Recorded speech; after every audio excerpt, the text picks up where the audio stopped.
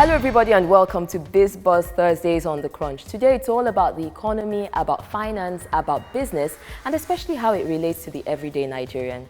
Now on today's show we have two very different topics. I mean, they both have to deal with money, especially in the context of the Nigerian economic space, but from two totally different perspectives. To start off, we're talking about recent activities of AMCON and 4.5 trillion naira.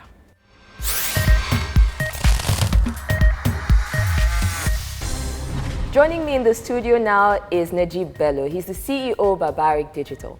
Now, if that Barbaric sounds familiar, it's because that is his handle on Twitter. And guys, let me tell you what happened, yeah? I came into the waiting room, and Fortune, our associate producer, was like, that's Barbaric. I was like, who? You know how you have this impression of somebody, and then you meet them, and you're like, I never experienced this. You know? Well, I was telling the other guest, when you exclaimed, I was telling the other guest that I think I would start tying like a red cloth with a charm on my arm, so that when people see me, they'll be like, okay, he looks kind of bored. Yeah, you know, that must be you. I don't, it's just, but I think that's a wonderful thing about social media, that you get to know people, exactly, you know, and you've never met them. Mm-hmm. Nice. I've seen your messages, I've seen your program, everything, but finally we meet. Finally, it's nice finally, it's a pleasure. Thanks for inviting me. But we're here, unfortunately, this is not, well, it's kind of a social visit, but it's not also completely social visit. AMCON. Yes, AMCON, you know, it became very loud when they started shutting down people's businesses and taking over assets. Yes, and just I think things have really become very serious, you know. Yeah. We don't have money, the country doesn't have money, and obviously there have been some people who are owing us money through loans.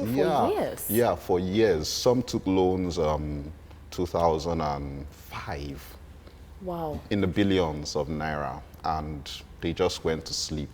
They were unable to service the loans with their banks, and their banks around 2010 or so cried to government, and that's when AMCON was set up. Came up. Yeah. You know, and AMCON bought these loans to keep the bank stable. Afloat, you know, I had a relative, a very close relative, who was on the board of one of these banks, and the stories he comes up with, that people don't know what's going to happen to these people very soon. And you know, AMCON came, saved them.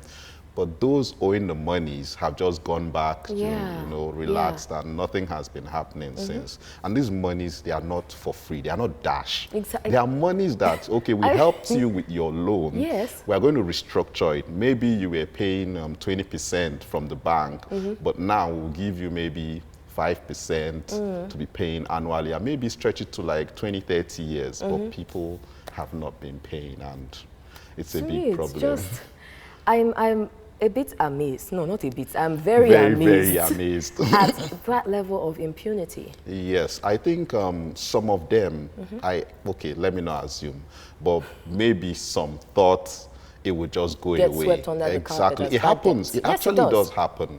So some of them felt like that. I guess that's why they didn't do anything about it. I saw a list that AMCON published. A list of 100 people. The first group, Seawolf, was owing 160 billion naira. 160 billion. That's just a group of like how many people just sat down? Like 4 people also just sat down on that money, and 160. Yeah, and Nigerians don't understand, because we've been building our economy on oil money. Yes. So where government gets this money to pay, it doesn't bother us so much back then. But now that your account is being taxed, everything you do, VAT is being increased, you know, when government says want to buy a loan of 100 billion, people will stand up and say, excuse me. Yes, sorry, you know, bring your show working first of this money. Exactly, why? yeah, but it's unfortunate that it's gotten this bad. There's someone else, 104 billion, Jimo Ibrahim, and, was it Jimo that is owing 104? Ifeanyi Uba, and some very surprising names. It's crazy. It's crazy. But last question before we go on our break. What would you like to see from this or after this? Yes, I think what government has to do is be more transparent with what they are doing. And I don't see it as a necessity for you to paint people's buildings when they are owing you money. In fact, if your intention was to sell, which I don't think that's their intention right now. But it comes to a point where they have to sell people's assets. Yes. If your intention was to sell, people get a bit wary when it's a house that has been disputed. You understand? So I think they should have a fairer way or a milder way of dealing with such issues. That's all I feel they should do for now. I'm just hoping that this will lead to more structure where more structure. Loans are concerned. Exactly. 4.5 trillion naira, guys. It's how much is about? That's 75% of our budget. Exactly, of our national budget for a year. You know, it's crazy.